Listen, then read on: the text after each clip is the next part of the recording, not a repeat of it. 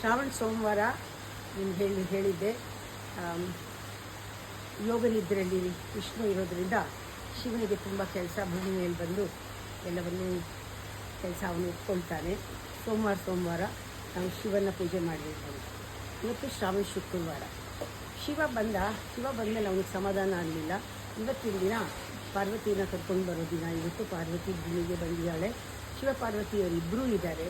ಇವಾಗ ನಮಗೆ ಧ್ಯಾನ ಜೊತೆಗೆ ಎಮೋಷನಲ್ ಆಗಿ ನಮಗೆ ಆ ತಾಯಿ ಬಂದಿರೋದ್ರಿಂದ ಎಲ್ಲರಲ್ಲೂ ಪ್ರೇಮ, ಮಮತೆ, ಕರುಣೆ, ಭಕ್ತಿ ಎಲ್ಲ ಹೇಳೋ ದಿವಸ ಇವತ್ತು ಮೊದಲೇ ಶುಕ್ರವಾರ ಆದ್ದರಿಂದ ಶಿವ ಶಕ್ತಿ ಇಬ್ಬರೂ ಒಟ್ಟಿಗೆ ಇದ್ದಾರೆ. ಅವಳು ಮಹಾಲಕ್ಷ್ಮಿ ಅಂತ ಕರಿತೀವಿ ಶುಕ್ರವಾರ.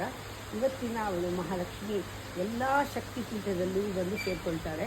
ಪ್ರತಿಯೊಂದು ಗ್ರಾಮದಲ್ಲೂ ಅವಳು ಪ್ರವೇಶ ಮಾಡೋದ್ರಿಂದ ಗ್ರಾಮ ದೇವತೆಗಳಿಗೆ ಬಹಳ ಶಕ್ತಿ ಇದೆ. ಇವತ್ತು ಒಳ್ಳೆ ಪೂಜೆಗಳು ನಡೆಯುತ್ತೆ. ಇವತ್ತು ನಾವೆಲ್ಲ ಸಾಗರದಲ್ಲಿರೋದ್ರಿಂದ ನಾವು ಸಾಗರದಲ್ಲಿ ಮಾರಿಕಾಂಬ ದೇವಸ್ಥಾನದಲ್ಲಿ ಅವಳ ತವ್ರ ಮನೆ, ಅವಳ ಗಂಡನ ಮನೆ ಎರಡನ್ನೂ ಭೇಟಿಯಾಗಿ ಬರೋಣ ಅಂತ ಇವತ್ತೆಲ್ಲ ಹೊರಟಿದ್ದೀವಿ.